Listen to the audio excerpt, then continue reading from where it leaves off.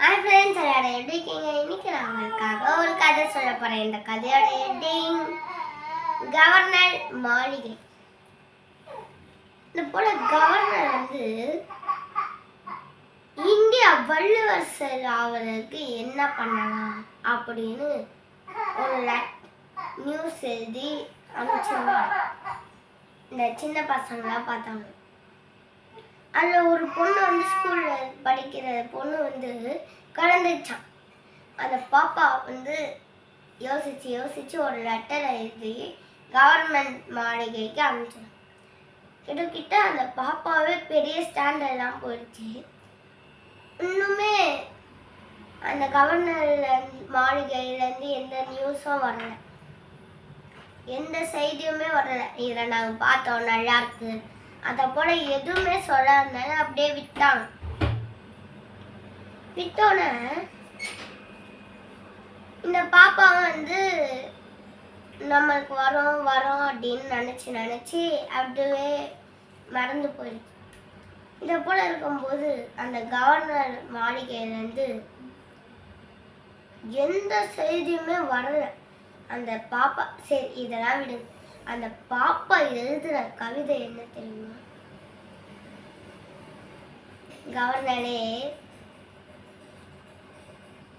நீங்க இந்தியா வல்லரசரை ஆகணும்னு நீங்க சொல்றீங்க. அதுக்கு முன்னாடி எங்க ஸ்கூல் வழியா போகும்போது நாங்களாம் நடந்து சைக்கிள்ல போறோம். சில பசங்க சைக்கிள்ல போறவங்க அந்த பள்ளமேட்டுல விழுந்துடுறாங்க. நாங்கள் நடந்து போகும்போது முன்னாடியும் பார்க்கணும், மேலேயும் பார்க்கணும், கீழேயும் பார்க்கணும், அதை போல சைட்லையும் பார்க்கணும் வண்டி வருதான்னு. அப்போ நாங்களும் கீழே தடுமாறி விடுவோம். அதனால அந்த ரோட்டை ஃபர்ஸ்ட் சரி பண்ணுங்க கவர்னரே. அப்புறமாட்டி நாங்கள் நல்லா படித்து ஆக்சிடென்ட் ஆகாமல் நாங்கள் நல்லா படிப்பு படித்து அறிவாளி ஆகி அப்புறமாட்டி இந்தியாவை கவர்மெண்ட் ஆகும் அப்படின்னு எழுதி அனுப்பிச்சிருந்தோம்.